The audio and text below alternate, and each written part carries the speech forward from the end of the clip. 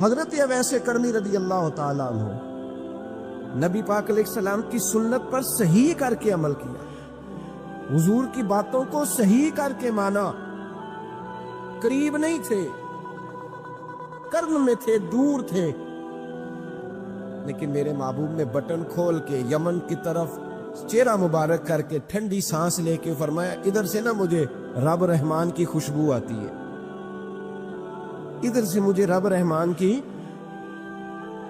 خوشبو آتی ہے، بھائی تو بات مان، تو جہاں بھی ہے قرآن پڑھ کے دیکھے وَمِنَ النَّاسِ مَن يَقُولُ آمَنَّا بِاللَّهِ وَبِالْيَوْمِ الْآخِرِ وَمَا هُمْ بِمُؤْمِنِينَ۔ محبوب تیرے سامنے آ کے لوگ کہتے ہیں ہم اللہ پر اور آخرت پر ایمان لائے، تیرے سامنے آ کے کہتے ہیں، پر محبوبہ یہ ایمان والے، اللہ کہہ رہا ہے یہ ایمان والے، ایک نے سامنے آ کے اچھے تلفظ سے کلمہ پڑھا ہے، اور اللہ فرماتا ہے محبوب یہ ایمان والا، اور ایک دور یمن میں بیٹھے ہیں، ظاہراً ملنے بھی نہیں آئے، لیکن محبوب نے ٹھنڈی آہ لے کے فرمایا یار مجھے رب رحمان کی خوشبو آتی ہے، تو گھر۔ اس کی دلیل مسند امام احمد بن حنبل کی ایک مضبوط حدیث پڑھ دوں تاکہ بات یاد رہے۔ حضرت معاذ بن جبل رضی اللہ تعالیٰ عنہ فرماتے نبی پاک نے مجھے یمن کا گورنر بنایا،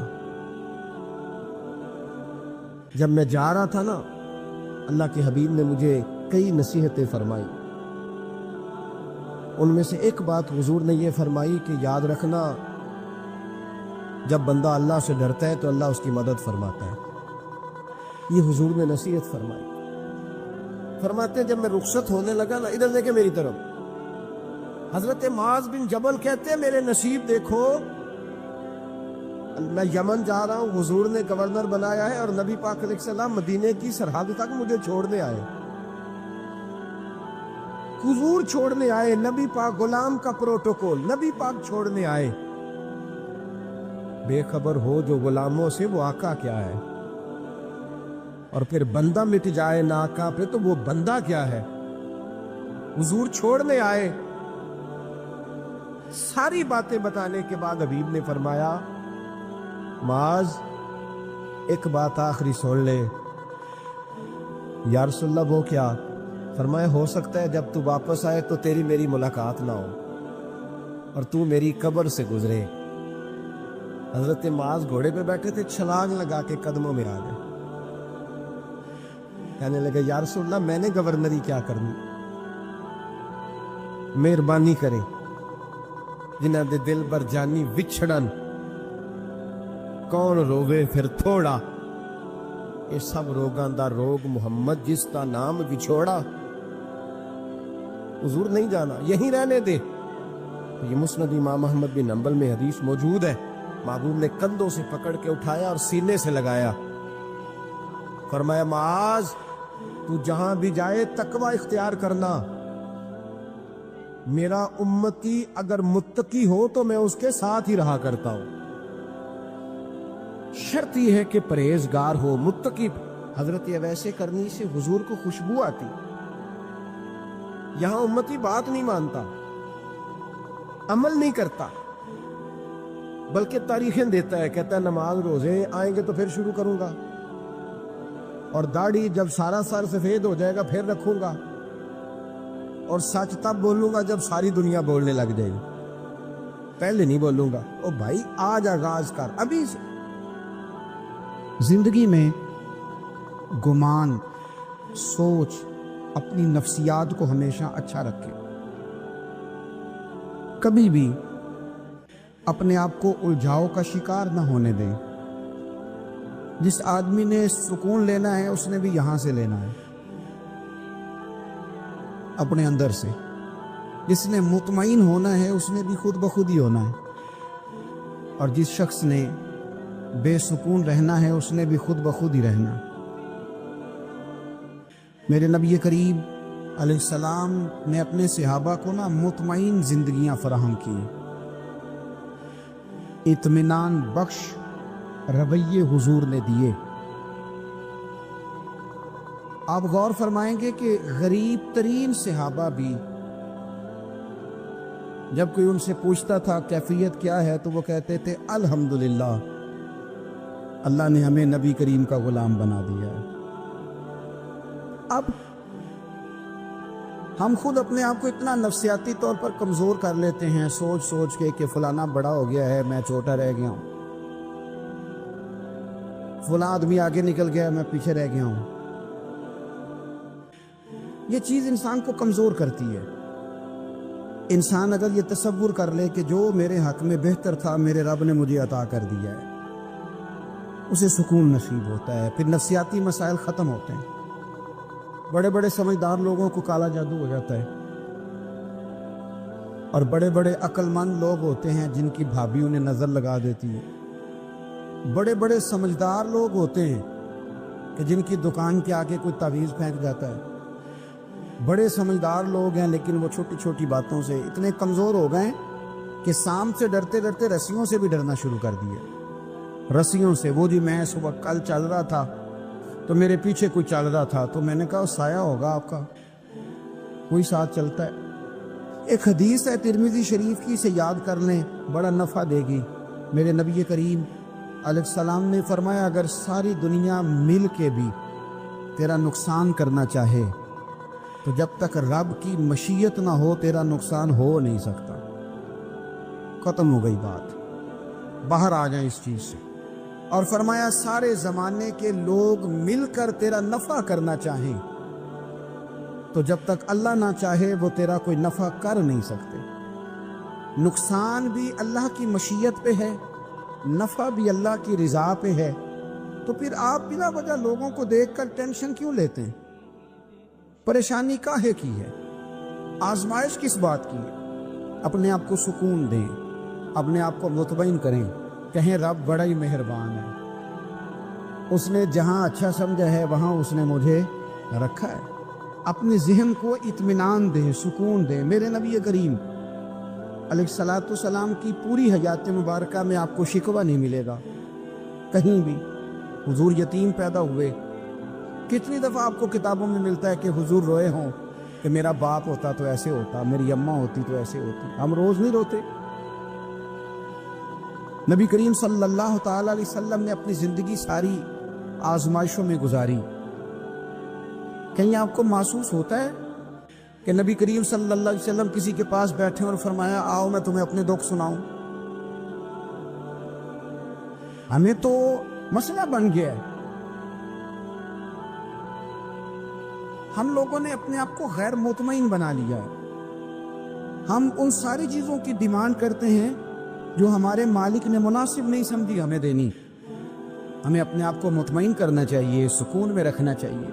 اگر آپ تھوڑا سا اپنے آپ کو سکون دیں، اطمینان دیں، کہیں الحمدللہ، اللہ تبارک و تعالی جہاں جس کو چاہتا ہے وہاں اسے بٹھا دیا کرتا ہے۔ پھر ہم لوگوں کا منصب چھیننا چاہتے ہیں، حسد کرتے ہیں، بغض پیدا ہوتا ہے، عداوت پیدا ہوتی ہے، نقصان ہوتا ہے۔ فطری طور پر جو صلاحیتیں اللہ نے دی ہوتی ہیں ان کو بھی زنگ لگ جاتا ہے، زنگ لگنے لگتا ہے ان سب چیزوں کو جو اللہ نے اپنے فضل سے ہمیں دی ہوتی ہیں۔ تو بات کو یاد رکھیں، زندگی میں آپ مطمئن ہو جائیں کہ رب کریم نے جو دیا ہے وہ کمال ہی دیا ہے، کمال ہی۔ حضور کی ایک زوجہ محترمہ تھی تو ان کے ہاتھ ذرا لمبے تھے، مومنوں کی ماں۔ بعض خواتین نے ان سے کہا کہ لمبے ہاتھوں والی، ہم بنا لیتے ہیں نا یہ بھی بات کہ اس کا ناک موٹا ہے تو اس کی آنکھیں چھوٹی ہیں تو اس کے کان بڑے ہیں تو اس کے ہاتھ کیسے ہیں، تو کہا لمبے ہاتھوں والی۔ تو پریشان ہو گئی، نبی کریم علیہ السلام تشریف لائے، کیا ہوا؟ عرض کی یا رسول اللہ مجھے لمبے ہاتھوں والی کہتے ہیں۔ تو حضور فرمانے لگے یہ پریشان ہونے والی بات ہے کہ خوش ہونے والی بات؟ یا رسول اللہ کیا مطلب؟ فرمایا تو کہہ کہ رب نے لمبے ہاتھ اس لیے دیے ہیں تاکہ میں سخاوت زیادہ کر سکوں، میں سخاوت زیادہ، یہ جو میرا چہرہ ہے نا، یہ جو آپ کا چہرہ ہے، یہ آپ کی چاہت ہے کہ اللہ کی؟ فی ای صورت ما شاء رکبک، اللہ فرماتے ہیں جیسے میں نے چاہا ہے ویسے تجھے بنایا ہے۔ تو اگر میرا موٹا ناک، میری چھوٹی آنکھیں، میری بڑی آنکھیں، میرے چپٹے کان، یہ میرے تو نہیں، یہ تو میرے رب کی چاہت ہے۔ مجھے اپنے موٹے ہونٹوں سے نفرت کرنی چاہیے کہ اللہ کی چاہت سے پیار کرنا چاہیے؟ مجھے اپنے کالے رنگ पर परेशान रहना चाहिए कि रब की चाहत पर मुझे प्यार आना चाहिए। अल्लाह की चाहत पर प्यार कर, ये चाहत है अल्लाह की, ये चाहत है। तो अल्लाह की चाहत से मोहब्बत कर। तू परेशान हो रहा है, फलाने का रंग हो रहा है तो मेरा काला है, फलाने का मकान बड़ा है तो मेरा छोटा है, फलां बड़ी गाड़ी में कैसे बैठ गया? भाई अल्लाह ने चाहा था बैठ गया। अल्लाह ने मेरे लिए साइकिल पसंद की है, मुझे अल्हम्दुलिल्लाह कह के साइकिल पे बैठने थे। उसने पसंद की है, उसकी रिजा है कि मैं यहाँ रहूं। तो एक बात तो ये हमेशा याद रखें कि आप अपने आप को मुतमईन करें, जिंदगी में सुकून दें। नफ्सियाती तौर पर हम बड़े डिस्टर्ब इसलिए हैं कि हम बेसुकून रहते हैं जानबूझ के, वजह ही कोई नहीं। लेकिन ना, जब तक जिंदगी है अल्लाह ने जिंदा रखना है, और जब वक्त आ जाना है तो फिर कोई हमें बचा सकता। तो टेंशन किस बात की, डिप्रेशन किस बात का है? एक बात। दूसरी बात ये कि दूसरों की नफ्सियात का भी थोड़ा थोड़ा ख्याल करें। हम पता क्या चाहते हैं, सारे मेरे मुताबिक चलें, फिर नफ्सियाती मसाइल पैदा होते हैं जिसमें कोई शक नहीं होता। लोगों का दिमाग उस पर भी शक कर लेता है, जिसमें कोई शक नहीं होता, ज़हन इंसानी उस पर भी शक। नबी पाक बेमिसल बेमिसाल है, ला मिसल लहू वला मिसाल लहू। हुजूर की मिसल भी कोई नहीं और मिसाल भी है ही कोई नहीं। अल्लाह करीम ने महबूब जैसा दूसरा बनाए कोई नहीं। समझनी है बात आपने। हुजूर में शक कोई नहीं, पर अबू जाल ने शक किया। नबी पाक में शक कोई नहीं, पर अबू लहब ने शक किया। हुजूर में शक कोई नहीं, पर उतबा उतैबा शैबा इनका शक आखिर तक नहीं गया। हालांकि हुजूर में कोई शक दूर कराने भी आए तो शक नहीं गया। एक दफा नहीं, कई दफा, दर्जनों दफा, 20 दफा। एक अबू जाल को ले ले, दिमाग में शक था, हालांकि हुजूर में कोई शक नहीं। एक दिन आके कहने लगा कि बताइए मेरी मुट्ठी में क्या है? तो नबी पाक सल्लल्लाहु अलैहि वसल्लम ने फरमाया अगर मैंने बता दिया, कहने लगा अगर आपने बता दिया तो मैं कलमा पढ़ लूंगा। हुजूर ने फरमाया मैंने बता देना है पर तूने कोई नहीं पढ़ना, बता देना। कहा बताइए। तो हुजूर ने फरमाया चल सौदा कर लेते हैं, अगर जो तेरी मुट्ठी में है वही बता दे, फिर तेरा क्या ख्याल है? तो नबी पाक सल्लल्लाहु अलैहि वसल्लम ने कहा क्या भाई अबू जाल की मुट्ठी में? तो उसकी मुट्ठी में कंकर थे, कंकरों ने कलमा पढ़ना शुरू कर दिया। जब कंकरों ने कलमा पढ़ा, पत्थर थे वो, उन्होंने कलमा पढ़ा। अबू जाल ने वो कंकर जमीन पे फेंक के कहने लगा ओहो तेरा जादू तो पत्थरों पहाड़ों पे भी चलता है। अब जुमला कहने लगा हूँ समझ लेना। अबू जाल गोश्त का आदमी था, कंकर पत्थर थे, पत्थर कलमा पढ़ गए। गोश्त पोश्त का आदमी था पर कलमा, क्योंकि यहाँ क्या था? शक। उसने आगे नहीं बढ़ने दिया। गोश्त पोश्त का शख्स होके पत्थरों से आगे निकल नबी पाक सल्लल्लाहु अलैहि वसल्लम की खिदमत में आया। बल्कि वो जो यहूदी वाली रवायत है उसके पास मंजर में भी बाज मुहद्दिसीन ने लिखा है, उसको भी इसी ने भेजा। कहने लगा जाओ नबी पाक से जाके कहो अगर वो दरख्त आपका कलमा पढ़े तो मैं भी पढ़ लूँगा। दरख्त, अब दरख्त होते तो जानदार हैं पर कलमे तो कोई नहीं ना पढ़ते। दरख्त से भी तो इंसानों से कलमा पढ़ने की बात, अगर दरख्त पढ़े तो मैं पढ़ लूँगा। नबी पाक सल्लल्लाहु अलैहि वसल्लम दूर बैठे थे, दरख्त दूर था। और इमाम सुयूती अलैहिर्रहमान ने लिखा है दरख्त भी कीकर का था। नबी पाक सल्लल्लाहु अलैहि वसल्लम ने फरमाया उस यहूदी से कि तू जाके दरख्त को कह के तुझे नबी पाक बुलाते हैं। फरमाया मैं गया तो फिर तुमने कहना जादू करके बुलाया है। एहतियात भी की, हर चीज़ आंखों के सामने रखी, तू जाके कह के तुझे बुलाते हैं। वो बंदा गया, जाके कहने लगा, और इमाम सयूती ने इसको लिखा है, कहने लगे उसने नबी पाक का नाम भी नहीं लिया, क्योंकि अबू जाल एंड कंपनी को पता था कि मुस्तफ़ा के नाम में भी बड़ी बरकत। तो खाली नाम भी नहीं लिया, कहने लगा दरख्त वो जो सामने बैठे हैं ना वो तुझे बुला रहे। नाम नहीं लिया हुजूर का, वो जो सामने बैठे हैं ना, जाअत लिदावतिहिल अशजारु साजिदतन। इमाम बुसीरी कहते हैं दरख्त आया और सजदा करता हुआ, जमीन चीरता हुआ आया। किस तरह आया? पहले आगे झुका, फिर पीछे झुका, दाएं झुका, बाएं झुका। यहाँ भी लिखने वालों ने लिखा है कि वो ना दरख्त अपनी जड़ें उखेड़ रहा था। जब चलना था ना, उसने हुजूर की तरफ आना था तो आगे दाएं बाएं हुआ, जड़ें उखेड़ रहा। लेकिन हमारे उस्ताद जब हमें ये रवायत पढ़ाया करते थे तो कहते थे जड़ें नहीं उखेड़ रहा था। जब उसने सुना मुझे नबी पाक ने बुलाया तो उसे वजद हो गया था। وہ جھومنے لگ گیا تھا، جھوم رہا تھا. حضور نے مجھے بلا لیا، جاءت میں دعوت الاشجار ساجدہ.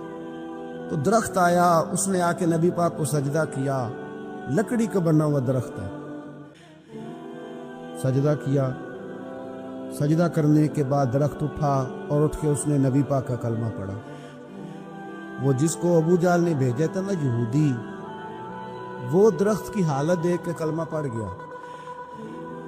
وہ کلمہ پڑھ گیا، لیکن یہی بے ایمان کہنے لگا، ہوئے ہوئے ان کا تو درختوں پہ بھی جادو چلتا ہے. لا ریب فی، شک قرآن پاک میں، لیکن اگر بندے کے دماغ میں ہو اس کا علاج ہے کوئی. ادھر ہی شک بیٹھ جائے. کوئی سادی مثال دیتا ہوں کہ سامنے دیوار صاف ہو لیکن گرد اگر آئینے پہ پڑی ہو.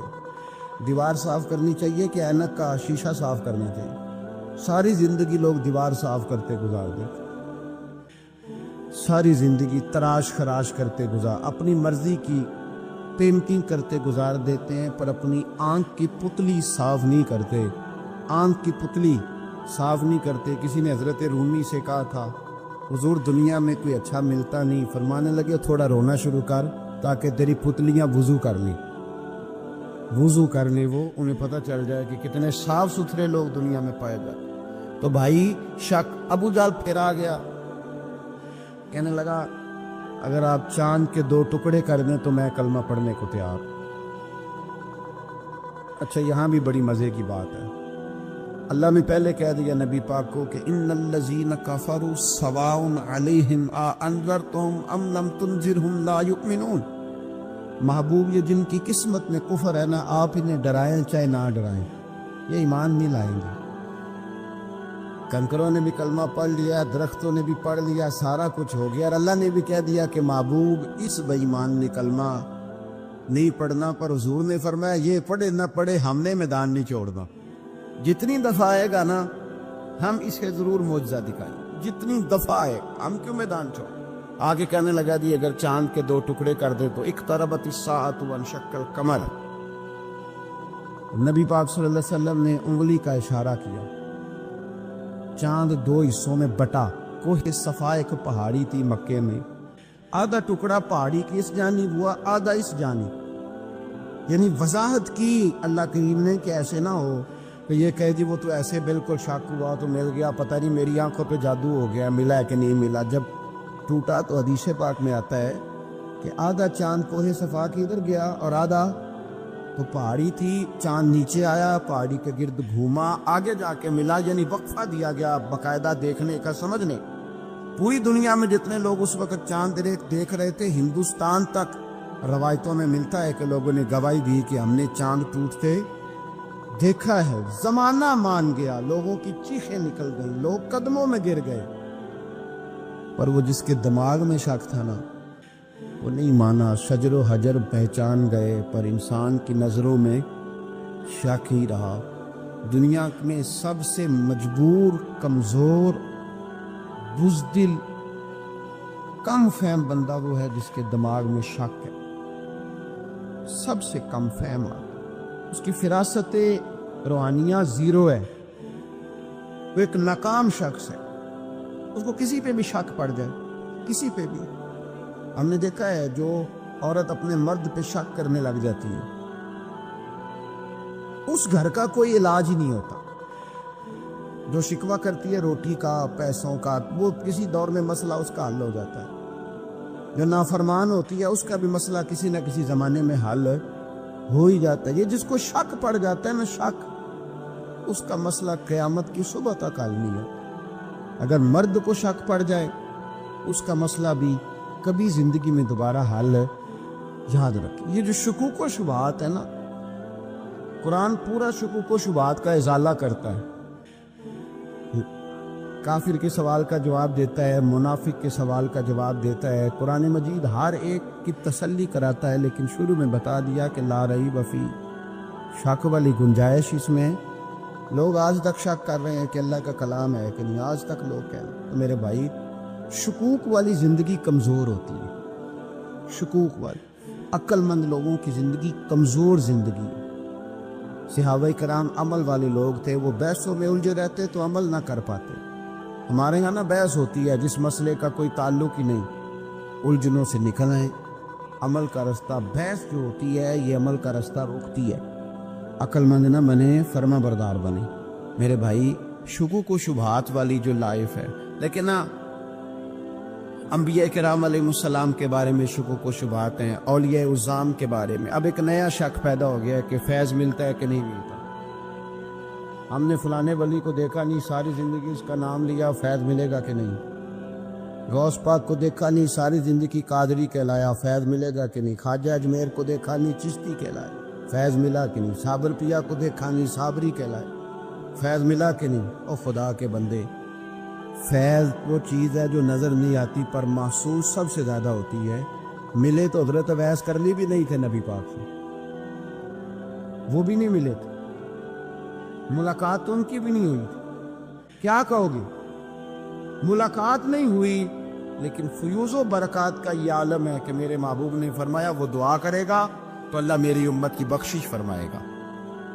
तो आप हमारे सूफिया में एक सिलसिला अवैसिया है, सिलसिला अवैसिया में अक्सर मुलाकात नहीं होती, अक्सर नहीं मुलाकात होती बगैर देखे ना, आप जब किसी का नाम जपते हैं, जब किसी का नाम लेते हैं, जब उसी का जिक्र करते हैं, जब उसी के तज़किरे में रहते हैं, तो अल्लाह तबारक व तआला के ये जो कामिल लोग होते हैं ये मुतवज्जो हो जाते हैं, उनकी तवज्जो होती है। और खुद सरकार ने फरमाया, दो आपस में मोहब्बत करने वाले, एक मशरिक में एक मगरिब में, क़यामत के दिन अल्लाह दोनों को जन्नत में इकट्ठा फरमा देगा।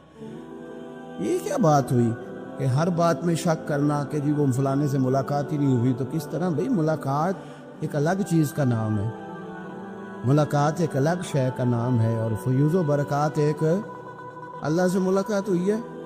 रिज़्क़ देता है कि नहीं, ज़िंदगी देता है, सारी चीज़ें देता है, तो मुलाकात तो कोई नहीं करता। तो इसलिए हर चीज़ को ठीक है, वो जो जगह, जिस जगह पे जो बात है उसको वहाँ रहना चाहिए, लेकिन ये शुकूक हैं, इनसे बाहर निकलें, इनसे बाहर आए। और या अल्लाह का जो फैज़ान है, उनकी जो मोहब्बत है, उनके जो तरीक़े, हज़रत सुलेमान बिन बशार रहमतुल्लाह अलैह एक बुज़ुर्ग गुजरे हैं, वो कहते हैं मेरे पास, मैं बड़ा खूबसूरत था, जवानी में दीन की थोड़ी सी खिदमत करता था, तो एक औरत आ गई।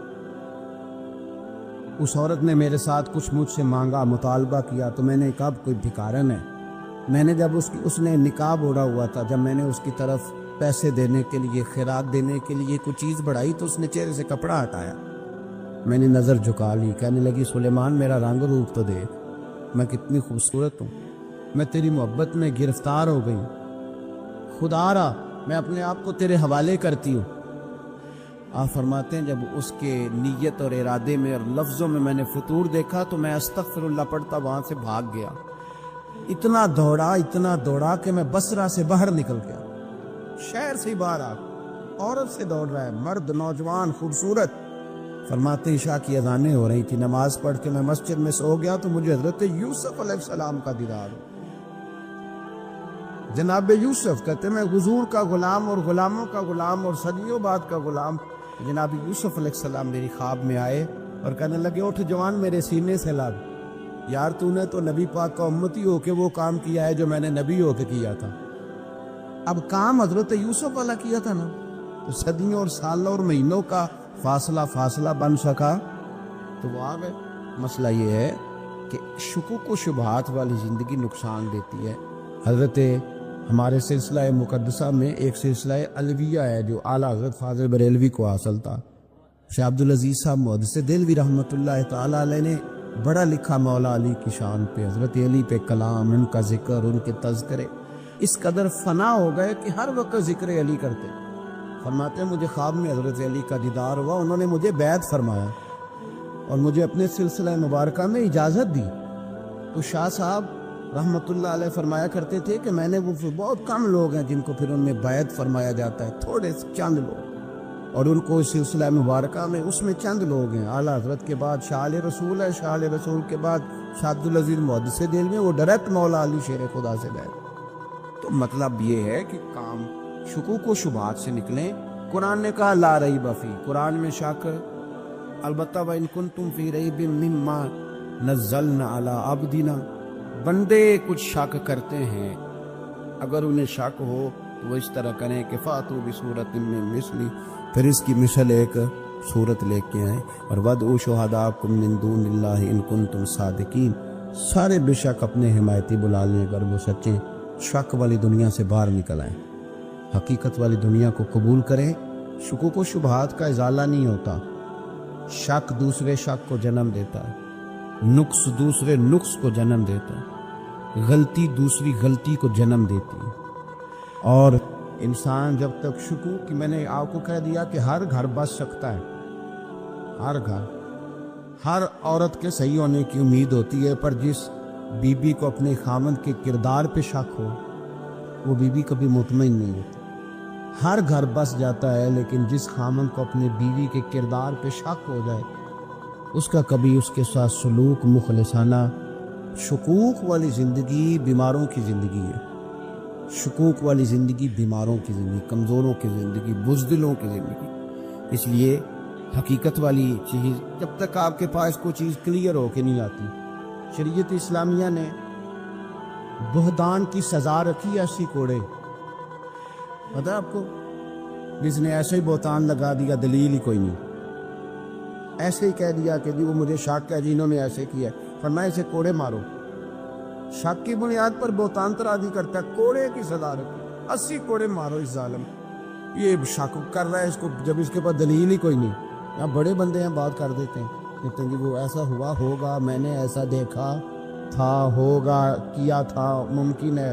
تو یہ شکوک ہے، اس شکوک، یہ سامنے والے کا کچھ بھی نہیں بگڑتا، اس بیچارے کا کیا بگڑنا ہے۔ یاد رکھیں، بڑی خوبصورت بات یہاں حضرت عبداللہ ابن مسعود کی، آپ فرمایا کرتے تھے جب کسی بندے پر بندے شک کرتے ہیں اور ناجائز شک کرتے ہیں، اللہ اس کی عزتوں میں اضافہ فرما دیتا ہے، اللہ اس شان عطا کرتا ہے۔ اپنی زندگی کو بیماریوں سے نکالیں، یہ روحانی بیماری ہے شک، اس سے باہر آنے، یہ ظلم ہے۔ اولیاء پہ بھی شک، صوفیاء پہ بھی شک، علماء پہ بھی شک، ہر بندے پہ شک، کوئی صحیح نہیں، سارے غلط، میں اکیلا صحیح۔ اس شک سے باہر آ جائیں، یہ نفسیاتی مریض بنا دے گا، بے سکون کرے گا، بے قرار کرے گا، اور ایک وقت ایسا آئے گا کہ بے وقار کرے گا۔